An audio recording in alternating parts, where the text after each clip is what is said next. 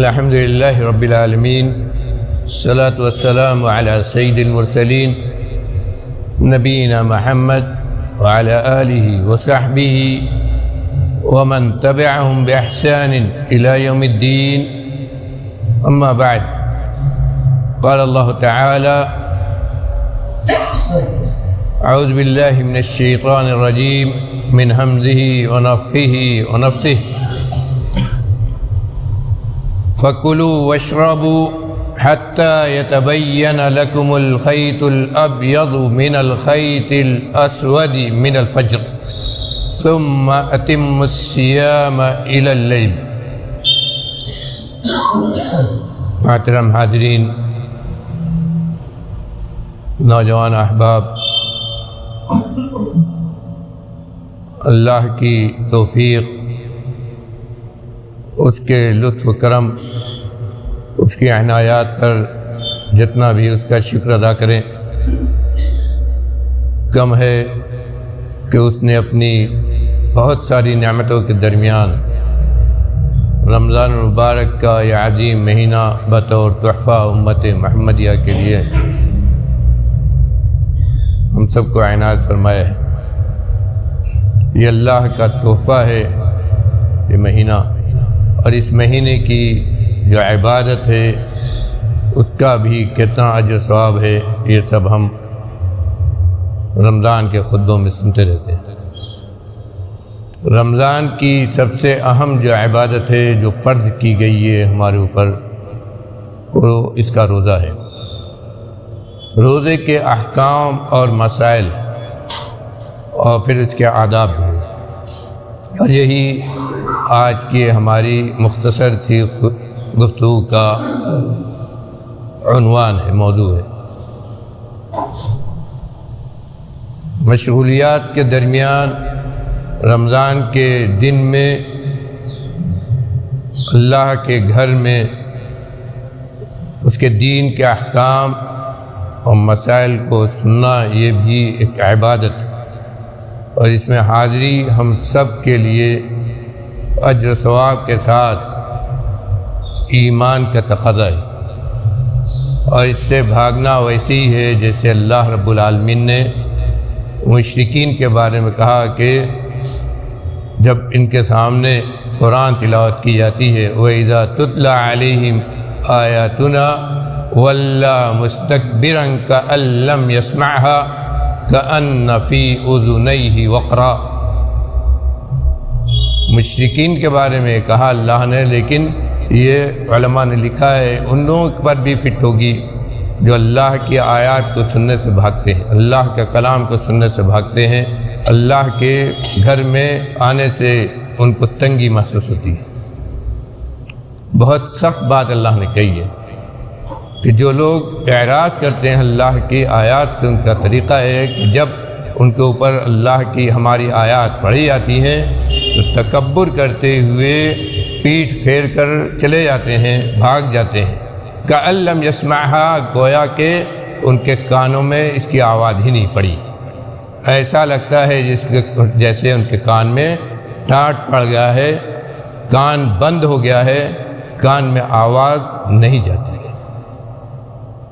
میرے بھائیوں، یہ المیہ ہم نہ بیان کریں تو اچھا ہے کہ آج ان مجالس کا اہتمام کرنے والے یہ شکایت کریں کہ لوگ درس میں حاضر نہیں ہوتے ہیں یا کم ہوتے ہیں.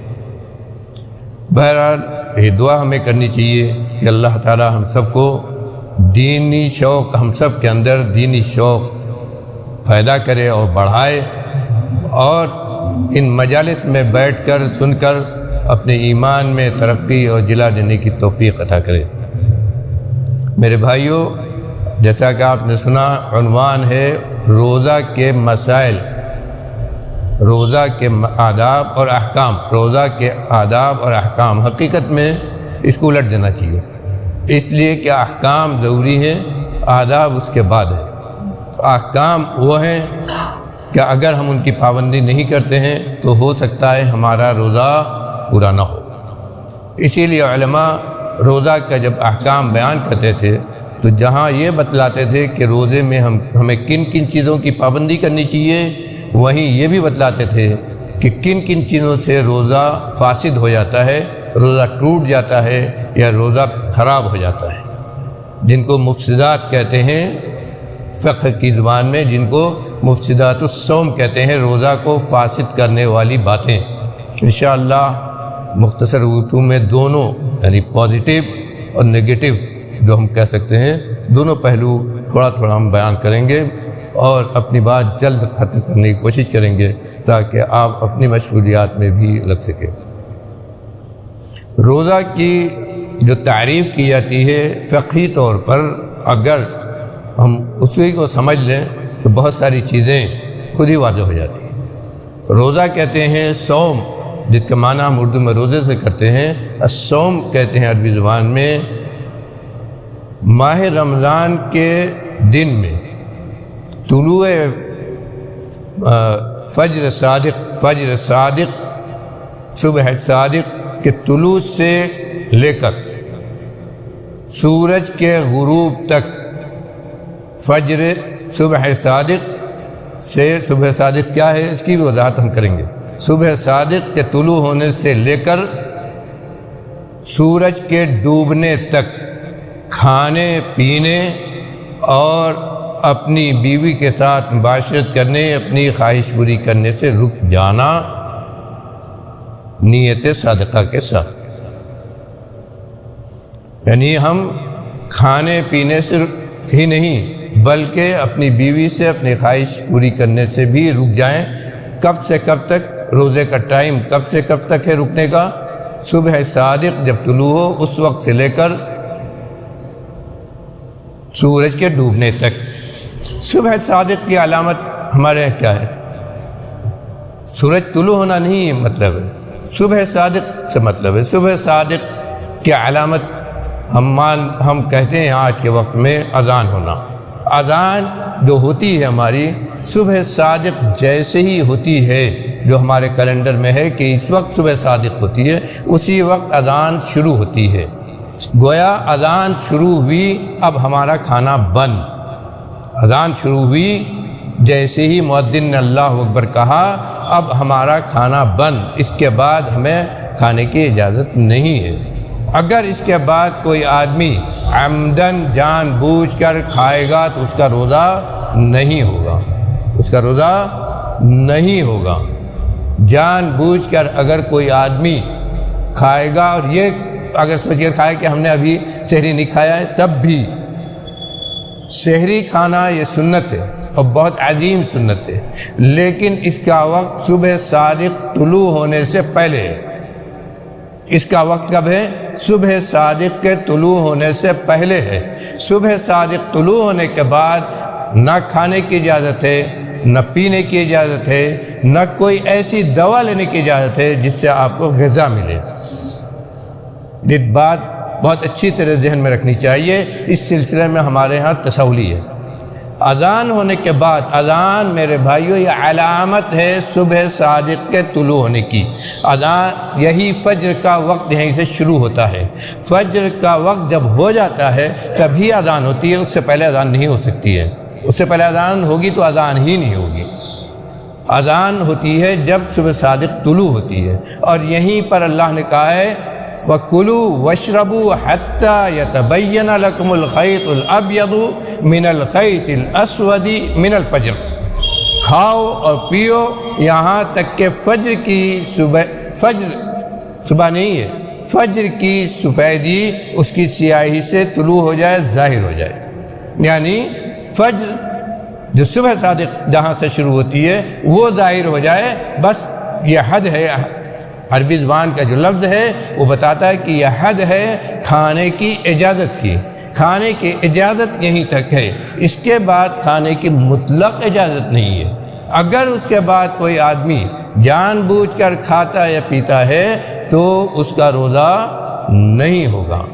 اگر کوئی آدمی، یہیں سے یہ بات بھی نکلتی ہے، اگر کوئی آدمی سویا رہ گیا، نہیں اٹھا اور اس کی نیند کھلی فجر طلوع ہونے کے بعد، صبح صادق طلوع ہونے کے بعد، تو اسے کھانا نہیں چاہیے، اسے کھانا نہیں چاہیے، اللہ تعالیٰ اس کا روزہ پورا کرائے گا، اسے کھانا نہیں چاہیے، نہ پینا چاہیے، اس لیے کہ سحری یہ واجب نہیں ہے اور اس کا ایک وقت ہے، اس وقت کے بعد سحری نہیں کھانا ہے اور پھر وہ سنت ہے، لیکن کھانا نہ کھانا صبح صادق طلوع ہونے کے بعد یہ ممنوع ہے، جائز نہیں ہے۔ اگر اس وقت کھایا جاتا ہے تو یہ کھانا کھانے سے روزہ آپ کا نہیں ہوگا، ٹوٹے گا۔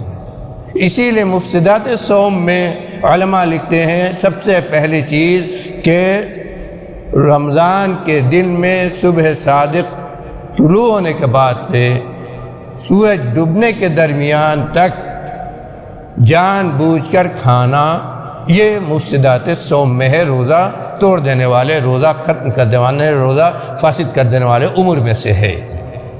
اسی لیے علماء اس بات کو لکھتے ہیں۔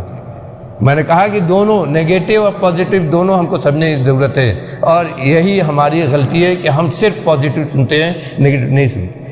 ایک حدیث ہے جس کو لے کر ہمارے ہاں کچھ تصوری اور ہے، جس میں ہے کہ نبی کریم صلی اللہ علیہ وسلم فرمایا کہ آدمی اگر اس کے ہاتھ میں پیالہ ہو اور اذان ہو جائے، فجر طلوع ہو جائے تو وہ اس سے اپنی حاجت پوری کر رہے، فلیقضی حاجتہ۔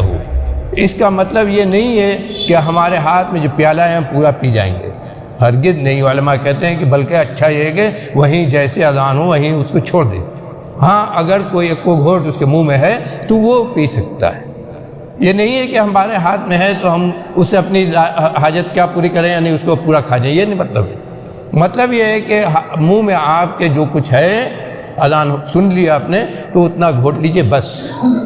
بلکہ کچھ علماء تو اس سے سختی کرتے ہیں، کہتے ہیں اذان ہونے کے بعد چونکہ کھانے کی اجازت نہیں ہے، اس لیے اگر آدمی کے منہ میں لقمہ بھی ہے تو اسے نکال دے، نہ کھائے، کیونکہ قرآن نے خود اس بات کو متعین کیا ہے کہ آپ کو کہاں سے کھانا رکنا ہے، کھانا کھانے سے رکنا ہے اور کہاں تک رکنا ہے، یہ اس کی پوری وضاحت اللہ نے کی ہے۔ اور اس درمیان کھانے اور پینے سے روزہ فاسد ہوتا ہے، یہ متفق علیہ ہے سب علماء کے یہاں، اس میں کوئی اختلاف نہیں ہے۔ اس لیے میرے بھائیوں اس ناحیے سے ہمیں بہت زیادہ احتیاط کرنی چاہیے، اور یہ چاہیے کہ ہمارے پاس کیلنڈر ہوتا ہے، کارڈ ہوتا ہے جس میں صاف وضاحت ہے کہ کب کس ٹائم صبح صادق ہوتی ہے، اذان چھوڑیے وہیں سے متعین ہو جاتا ہے۔ اس لیے اگر احتیاط آپ چاہتے ہیں تو ایک منٹ پہلے ہی آپ کے پان کھانے کی عادت ہو سکتی ہے، اور بھی چیزوں کی عادت ہو سکتی ہے، دوا کھانے کی ضرورت ہو سکتی ہے، ان سب سے کچھ 1 منٹ پہلے ہی آپ اپنے کو فارغ کر لیں تاکہ التباس نہ جائے، تاکہ یہ نہ ہو کہ معلوم نہیں ہمارا روزہ ہوا کہ نہیں ہوا۔ اگر بھول کر آدمی کھا لیتا ہے روزہ کے درمیان تو اس درمیان بھی یہ ہے کہ جیسے اس کو یاد آئے وہ رک جائے، رکے ہی نہیں بلکہ منہ میں اگر کچھ ہے تو وہ نکال دے، کھائے نہیں۔ یہ نہیں کہ کھا لیا ہم نے، بھول کر اگر کھا رہا ہے، اس کو روزے میں ہے بھول کر کھا رہا ہے تو اسے چاہیے کہ جیسے ہی یاد آئے منہ میں جو کچھ ہے وہ نکال دے، کھائے نہیں۔ اس سے اندازہ لگائیے کہ اس معاملے میں سختی ہے شریعت میں یا نہیں ہے۔ اور اس معاملے میں اگر ہم تساہلی کرتے ہیں اور اپنا پیٹ بھرنے کی کوشش کرتے ہیں تو ایسا نہ ہو کہ ہمارا روزہ رہنے کے بعد اللہ کے قبول نہ ہو، مکمل روزے کو نہ مانا جائے۔ دوسری چیز جو روزے کے تعلق سے، جہاں سے روزہ شروع کرتے ہیں، روزہ اختتام کا ذکر انشاءاللہ ہم بعد میں کریں گے، روزہ یہیں سے شروع ہوتا ہے۔ روزہ شروع ہونے سے پہلے ہی روزے کی نیت کرنا یہ واجب ہے۔ ہر فرض روزے میں ضروری ہے کہ آدمی صبح صادق سے پہلے روزہ رکھنے کی رات ہی میں نیت کرے کہ کل ہمارا چوتھا روزہ ہے، کل ہمارا 5واں روزہ ہے، یہ اس کے دل میں ہو۔ نیت کا مطلب یہ ہے کہ دل کا ارادہ، مصمم ارادہ کہ ہم کل ہمارا یہ چوتھا، 5واں، 6واں روزہ ہوگا ہر روزے کے ساتھ، کیونکہ نبی کریم صلی اللہ علیہ وسلم مشہور حدیث ہے، آپ نے فرمایا من لم یبیت الصیام باللیل وفی روایت قبل طلوع الفجر فلا صیام لہ، جس آدمی نے فجر کے طلوع سے پہلے یعنی صبح صادق سے پہلے رمضان کے روزے کی نیت نہیں کی، ایک روایت من لم یجمع، جس نے پختہ ارادہ نہیں کیا تو اس کے لیے روزہ نہیں ہے۔ یہ فرض روزے کے ساتھ ہے، نفل روزوں کے ساتھ نہیں ہے۔ اس لیے علماء کہتے ہیں کہ نیت فرض ہے، نیت ہونا ضروری ہے۔ اگر آدمی نے نیت نہیں کیا تو اس کا روزہ نہیں ہوگا۔ لیکن نیت کے لیے جو الفاظ آج کل مشہور کر دیے گئے ہیں عربی میں، آپ کے کارڈ وغیرہ پر ملتا ہے، اس پر عربی میں الفاظ لکھے ہوتے ہیں نیت کے، اور لوگ اس کو نیت کی دعا سمجھتے ہیں۔ میرے بھائیوں، یہ بدعت ہے، یہ بدعت ہے۔ اس طرح کی کوئی نیت کی دعا حدیثوں سے ثابت نہیں ہے، نہ نبی کریم صلی اللہ علیہ وسلم نے سکھایا ہے اور نہ کہیں ہے۔ اسی لیے مجھ کو یاد ہے ہمارے مولانا عبد المتین صاحب رحمۃ اللہ علیہ نے ایک مرتبہ اپنے خطبے میں اس کی وضاحت کی تھی، اور علماء دیوبند سے باقاعدہ التماس کیا تھا، کیونکہ ان کے ہاں سے یہ چیز زیادہ جاری ہوتی ہے۔ علماء دیوبند سے التماس کیا تھا کہ آپ لوگ جو دعا نویت بالصیام کر کے جو دعا آپ لوگ چھاپتے ہیں اور بانٹتے ہیں، اس کو بند کر دیجئے، ورنہ اس کے لیے ہم کو دلیل دیجئے۔ اس لیے کہ عربی میں ہونے کی وجہ سے لوگ سمجھتے ہیں کہ کوئی مسنون مشروع دعا ہے، اس لیے کہ عربی میں لکھی ہوئی ہے۔ آپ اگر اپنا مذہب پر عمل کرنا چاہتے ہو تو یہ بتائیے کہ ہمارے مذہب کے حساب سے اردو میں آدمی اس طرح کی نیت کر لے، عربی آپ بتائیں گے تو لوگ دعا سمجھتے ہیں، جبکہ دعا نہیں ہے، اور دعا سمجھ کر اگر کوئی آدمی اس کو پڑھتا ہے تو بدعت کرتا ہے۔ بس صاحب اپنے خود میں اس بات کہا تھا، میں نے خود اس کو سنا ہے، اور بلا شبہ یہی ہمارا موقف ہے۔ نیت کہتے ہیں دل کے ارادے کو۔ شریعت نے ہر عبادت کے ساتھ نیت کو فرض کیا ہے۔ آپ وضو کرتے ہیں، آپ نیت نہ کرنے صرف ہاتھ پیر دھو لیں، وضو نہیں ہوگا، یہ بھی یاد رکھیے۔ وضو کی نیت کر کے آپ وضو نہ کریں، صرف ہاتھ پیر دھو لیں، وضو نہیں ہوگا۔ جب آپ بیٹھتے ہیں وضو کے لیے تو آپ کو یہ نیت دل میں ارادہ ہونا چاہیے کہ ہم وضو کر رہے ہیں، اور اسی ارادے کے ساتھ پورا وضو کریں۔ اسی طرح جب مسجد میں آتے ہیں تو معلوم ہے کہ نماز پڑھنے جا رہے ہیں، تو یہ دل میں ارادہ ہونا چاہیے کہ ظہر کی نماز پڑھنے یا مسجد میں ہم گئے اور مسجد میں ہم ظہر کی نماز پڑھ رہے ہیں۔ اسی طرح روزے کا معاملہ ہے، اسی طرح زکوٰۃ کا معاملہ ہے۔ پہلی چیز یہ ہے کہ آدمی کو نیت اور ارادہ روزے کا کرنا ہوگا۔ اس کے بعد میرے بھائیوں، ہم نے کہا کہ کھانے پینے سے رکنا ہے، اور دوسری چیز یہ ہے کہ عورت کے ساتھ، اپنی بیوی کے ساتھ مباشرت سے رکنا ہے، اپنی حاجت کو پوری کرنے سے رکنا ہے اس پورے وقت میں۔ لہذا ایک بات جس کی وضاحت میں اپنے نوجوانوں کے لیے کرنا چاہتا ہوں، اگر کوئی آدمی رات میں سحری کے وقت اٹھے، اب سحری کا وقت بھی بہت کم ہے، اور دیکھے کہ ہم کو احتلام ہو گیا، غسل کرنا ہے، تو پہلے وہ غسل کرے یا پہلے سحری کھائے؟ کیا اس کا اس کے روزے پر اثر پڑے گا؟ ایسا نہیں ہے۔ اس کو چاہیے کہ سحری کھا کے نیت کر کے سحری کھا کے روزے کی تیاری کر لے، اور اس کے بعد غسل کرے، کوئی حرج نہیں ہے اس میں۔ یہ ہمارے نوجوان احباب بہت پوچھتے ہیں، اور ان کو جاننا چاہیے کہ اس کا رات میں، چونکہ وہ ایک فطری عمل ہے، آدمی نہ جانتے ہوئے لا علمی میں ہوتا ہے، اللہ نے اپنے نظام میں مرد عورت دونوں کے لیے رکھا ہے، اس لیے اللہ نے اس کو عذر میں رکھا ہے۔ اگر احتلام ہو جائے آدمی کو تو اس کو چاہیے، اور دیکھے کہ سحری کا وقت ایک دم نکلا جا رہا ہے، کچھ ہم کھا لے، تو اسے چاہیے کہ پہلے وہ کھا لے اور اس کے بعد غسل کر کے نماز کی تیاری کرے۔ اسی طرح عورتوں کے لیے بھی حکم ہے کہ اگر وہ حالت حیض میں ہے، روزہ نہیں رکھ رہی، اور ان کی صفائی جب ہوئی تو ایک دم سحری کا وقت ہے، تو ان کے لیے بھی یہی حکم ہے کہ وہ اگر یقین ہے ان کو کہ اب طہارت ہو گئی ہے، ہمیں روزہ رکھنا چاہیے، تو انہیں چاہیے کہ وہ روزہ رکھیں، سحری کھائیں، روزہ رکھیں، اور اس کے بعد غسل کر کے فجر کی نماز اپنا پڑھیں، اس میں کوئی حرج نہیں۔ اسی طرح یہ بات بھی ہمارے نوجوانوں کو معلوم ہونا چاہیے کہ روزے کے دن میں، روزہ آپ روزہ ہیں، روزے کا دن ہے، اگر دن میں آپ سوئے اور آپ کو احتلام ہو گیا تو اس سے روزہ نہیں ٹوٹے گا، اس سے روزہ نہیں جائے گا۔ آپ کا کام یہ ہے کہ آپ غسل کیجئے اور اپنی عبادت کیجئے۔ یہ وہ چیزیں ہیں جن کو جاننا چاہیے۔ اور اسی طرح روزے کے تعلق سے یہ ہمیں جاننا چاہیے کہ جو کھانے، یہ کہا گیا ہے کہ کھانے پینے سے رکے، تو کھانے پینے سے اصل مراد غذا ہے، کھانے پینے سے اصل مراد غذا ہے۔ اس لیے اگر کوئی آدمی ایسا انجیکشن لیتا ہے جس سے اس کو غذا ملتی ہے، بدن کو طاقت ملتی ہے، تو اس کا روزہ ٹوٹ جائے گا، اس کا روزہ ٹوٹ جائے گا۔ لیکن اگر کوئی آدمی بیمار ہے، بیماری کی وجہ سے روزہ رہ رہا ہے، بیماری کی وجہ سے بیماری کا کوئی انجیکشن لگا رہا ہے، تو اس کا روزہ نہیں ٹوٹے گا، اس کا روزہ ہو جائے گا۔ اللہ نے اس کی بیمار کو اس کی اجازت دی ہے۔ اسی طرح ناک میں اگر ناک سے کوئی آدمی اگر کوئی چیز کھینچے، کھانے پینے کی ہو یا دوا ہی ہو، تو اس سے روزہ ٹوٹ جائے گا۔ اس لیے کہ یہ چیز ڈاکٹر نے باقاعدہ اس کی وضاحت کی ہے کہ ناک سے جب ہم سوکھتے ہیں کوئی چیز اندر لے جاتے ہیں تو وہ سیدھے معدے میں جاتی ہے، کھانے کے نالی میں سے جاتی ہے وہ چیز۔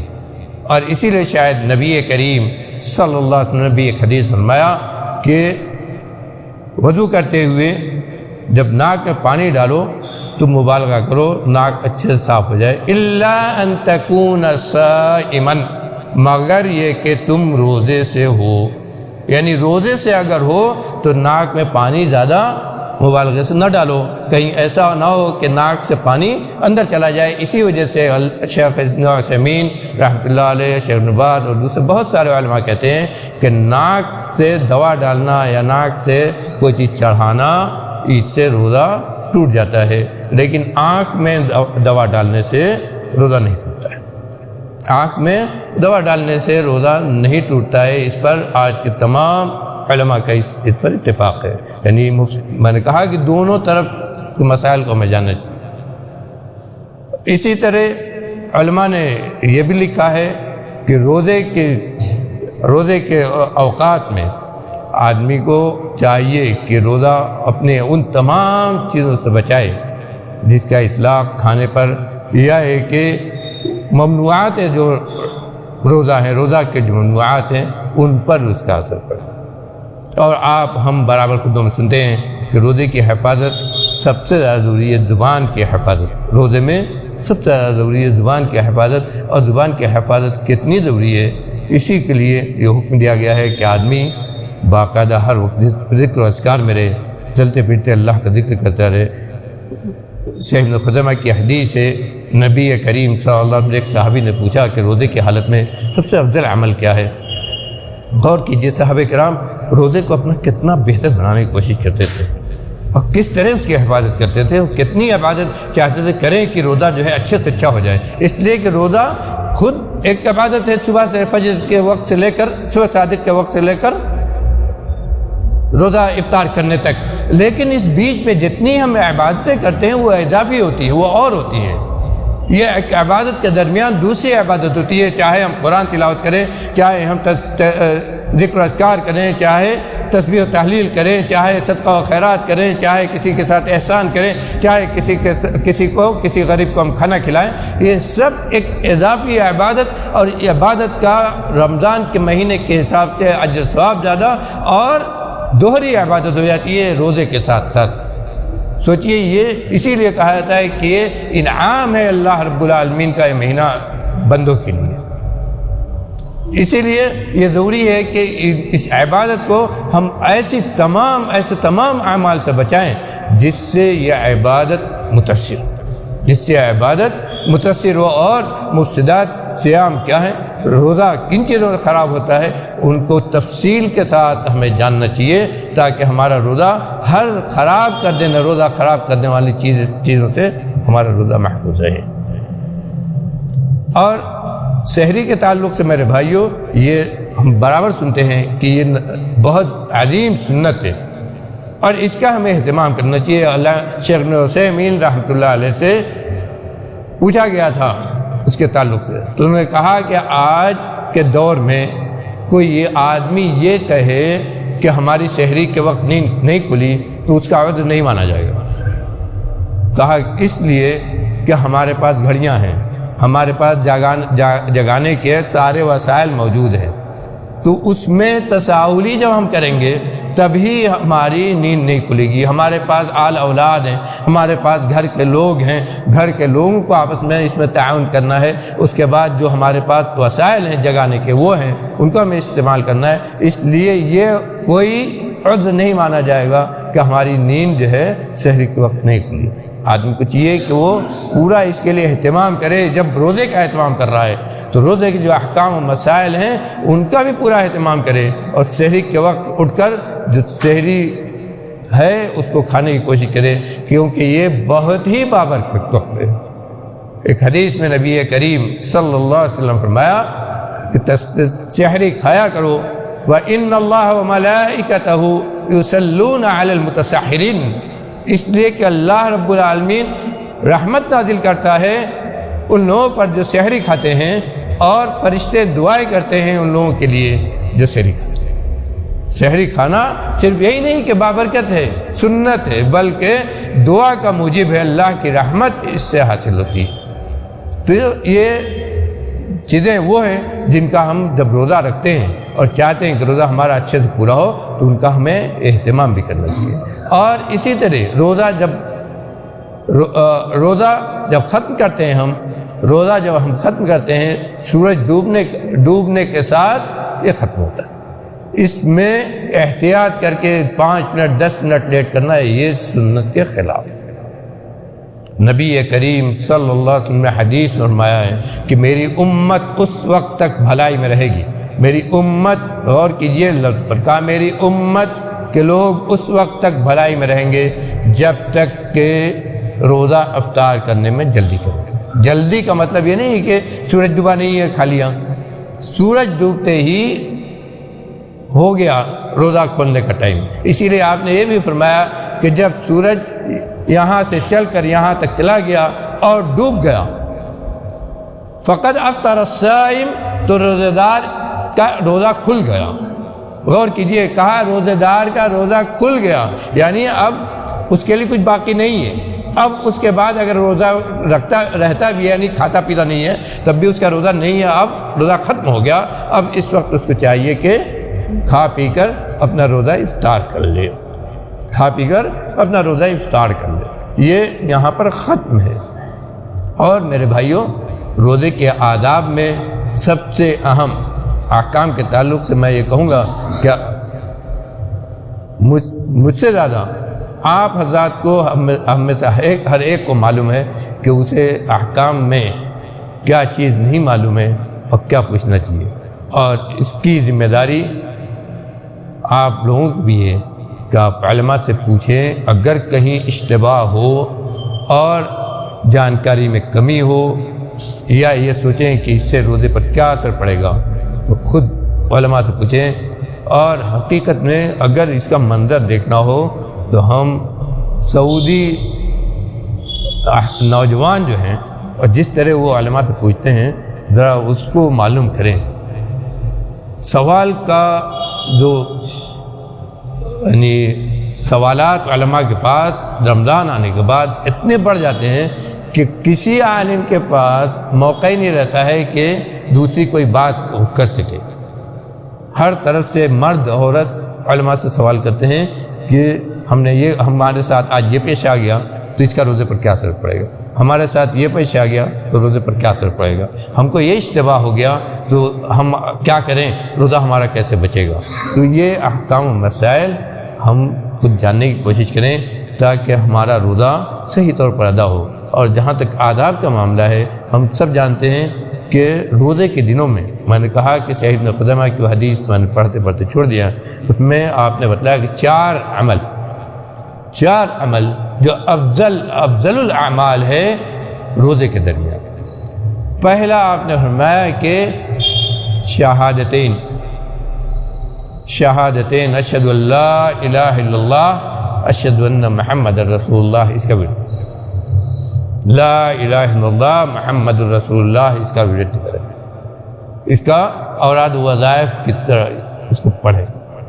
اس کے بعد فرمایا کہ اذکار، ذکر میں قرآن بھی آتا ہے، ذکر میں تسبیح و تحلیل بھی آتا ہے، ذکر میں جو اذکار کے الفاظ ہیں احادیث میں وہ بھی آتے ہیں۔ کہا کہ صبح و شام اذکار یہ رمضان کی خصوصیت ہے، اور اس کے بعد کہا استغفار، تیسرے نمبر پر استغفار، اس لیے کہ اس مہینے میں اللہ کی طرف سے جہنم سے آزادی ہر رات اللہ کی طرف سے اس کے فرشتے اعلان کرتے ہیں وَلِلَّهِ عَتَقَاءُ مِنَ النَّارِ۔ جہنم سے آزادی آدمی کو کب ملے گی؟ جب اس کے گناہ معاف ہوں گے۔ اس لیے استغفار کا التزام سلف بہت زیادہ کرتے تھے، ہر وقت آدمی پڑھتا رہے استغفر اللہ الذی لا الہ الا هو الحی القیوم واتوب الیہ، استغفر اللہ من کل ذنب واتوب الیہ۔ یہ الفاظ ہیں استغفار کے، اپنے زبان میں کہے کہ اللہ میں اپنے تمام گناہوں سے، جن کو میں جانتا ہوں اور جن کو میں نہیں جانتا ہوں، ان سب سے تیری معافی چاہتا ہوں۔ استغفار یہ وہ چیز ہے جو آدمی کو ہر پریشانی سے نکالتی ہے، آدمی کی روزی اس سے کشادہ ہوتی ہے، آدمی کی بیماری اس سے جاتی ہے۔ سلف کہتے تھے کہ اگر آدمی کو دنیا کی پریشانیوں اور الجھنوں سے نکلنا ہو تو استغفار کو لازم پکڑ لے، اور استغفار یہ اس مہینے کی خاص عبادت ہے۔ استغفار خاص عبادت ہے۔ غور کیجئے، نبی کریم صلی اللہ علیہ وسلم فرماتے ہیں کہ لوگوں اللہ کے دربار میں توبہ استغفار کرو، میں دن میں 100 بار، کچھ روایت میں 70 بار استغفار کرتا ہوں، توبہ کرتا ہوں۔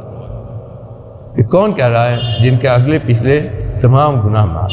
اور یہ مہینہ جو اللہ رب العالمین اسی لیے کھولتا ہے، آپ سنتے ہیں حدیثوں میں باقاعدہ و مشہور حدیث آپ بارہا سنی ہوگی کہ جب پہلی رات ہوتی ہے تو اللہ کی طرف سے جنت کا دروازہ کھول دیا جاتا ہے۔ جنت کا دروازہ کیسے اللہ کھولتا ہے؟ ہمارے دلوں کو کھول دیتا ہے نیکیوں کے لیے، ہمارے دلوں کو کھول دیتا ہے اپنی عبادت کے لیے، ہمارے دلوں کو کھول دیتا ہے استغفار، گناہوں سے معافی طلب کرنے کے لیے، اور اس کے ذریعے اللہ رب العالمین کا تقرب، اس کی قربت اور اس کی رضامندی حاصل کرنے کی ہم سب کوشش کرنے لگتے ہیں۔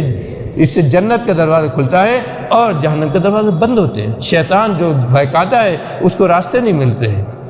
یہ اس مہینے کی بہت خاص اہم چیز ہے، اور اسی کے ساتھ ساتھ جو بہت ضروری ہے وہ ہے فرض نمازوں کا اہتمام تکبیر اولیٰ کے ساتھ۔ تکبیر اولیٰ کے ساتھ حضرت سعید بن مسیب کہتے ہیں، اور کیجیے کیسے وہ التزام کرتے تھے، بہت پائے کے تابعین، بہت ہی پائے کے تابعین، ان تابعین میں سے ہیں جنہوں نے بہت سارے صحابہ کرام کو دیکھا اور سنا تھا، اور جن کی حدیث کو بہت اونچا مقام، ان کی بیان کی حدیث بہت اونچا مقام ہے۔ وہ کہتے ہیں کہ پچھلے 30 سال سے مجھے نہیں یاد ہے، 30 سال ہے یا 40 سال ہے، کہا مجھے نہیں یاد ہے کہ کبھی میری نماز میں کسی پانچوں وقت کی کسی نماز میں تکبیر اولیٰ چھٹی ہو، یعنی اقامت جب ہوئی تو مسجد میں۔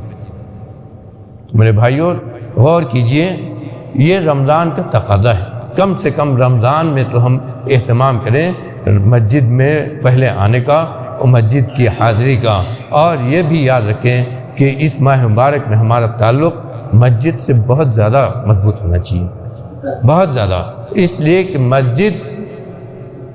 مسجد یہ وہ مقام ہے کہ اگر اس سے کوئی آدمی لگتا ہے اور اس سے اپنا تعلق کوئی آدمی جوڑ کر رکھتا ہے تو اسے کیا ہوگا؟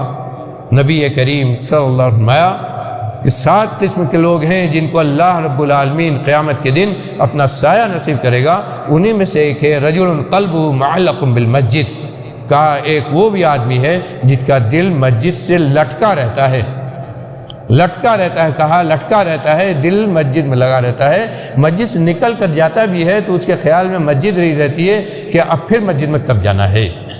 یہ عام بات کہی ہے، اور رمضان میں تو یہ چیز اور ہمارا بڑھ جانا چاہیے، یہ بھی مسجد کے آداب میں، یہ بھی اس مہینے کے آداب میں ہے، اور اسی لیے اس مسجد کے آداب ہی میں اعتکاف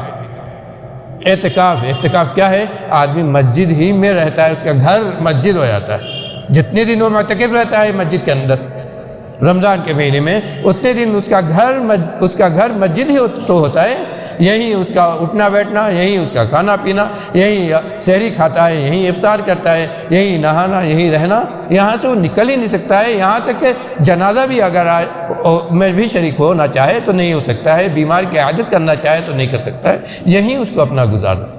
اور اسی لیے اس عبادت کی فضیلت اتنی زیادہ ہے کہ 10 دنوں تک آدمی ایک دم مسجد سے لگا رہتا ہے۔ تو خاص آداب میں سے اس روزے کے بھی آداب میں سے ہے کہ آدمی مسجد سے اپنا تعلق جوڑے اور مسجد میں فرض نمازوں میں اول وقت میں آنے کی کوشش کرے۔ اللہ تعالی ہمیں کہنے سننے سے زیادہ عمل کرنے کی توفیق دے، ہمارے روزوں کو قبول فرمائے، ہمارے روزوں کو وہ درجہ عطا فرمائے جو اس نے کہا ہے الصوم لی وانا اجزی بہ، روزہ میرے لیے ہے اور میں ہی اس کا بدلہ دوں گا۔ اس کا کتنا اجر ملے گا اللہ رب العالمین کے علم ہے۔ رب العالمین اس ماہ مبارک کی تمام ہماری عبادت کو توفیق فرما دے، ہر قسم کی عبادت کرنے کی ہمیں توفیق عطا فرما، اور ہر اس عمل سے ہمیں محفوظ فرما جس سے ہمارے روزے پر اثر پڑے، روزہ خراب ہو۔